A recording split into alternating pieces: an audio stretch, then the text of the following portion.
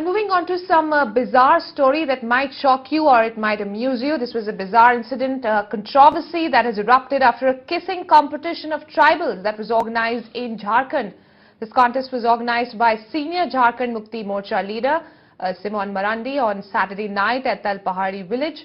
The legislator said that this competition was organized to promote love and modernity.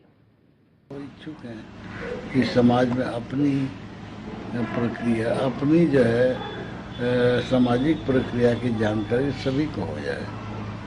यह चुंबन एक पति पत्नी के मामले की बात है और इस मकसद से लोग जो है शुरू किया है, काम कर रहा है ताकि पति पत्नी में ओपन जो अपने एक प्रगाढ़ संबंध बना हुआ है, विच्छेद का कोई सवाल नहीं हो जाए, इसीलिए करता है, कोई खास बात नहीं।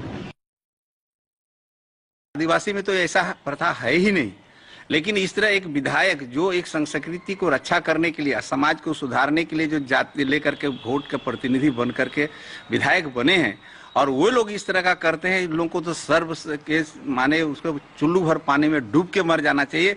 और इस पर जो है पूरा हम लोग विरोध करेंगे, इसके लिए हम लोग आंदोलन करेंगे कि इस तरह जो है क्यों हमारे समाज की जो है धज्जी उड़ा रहा है। ये बहुत ही निंदनीय है जो आज संथाल समाज की संस्कृति की विरासत को बचाने का प्रयास के लिए डंका पीट रहे हैं।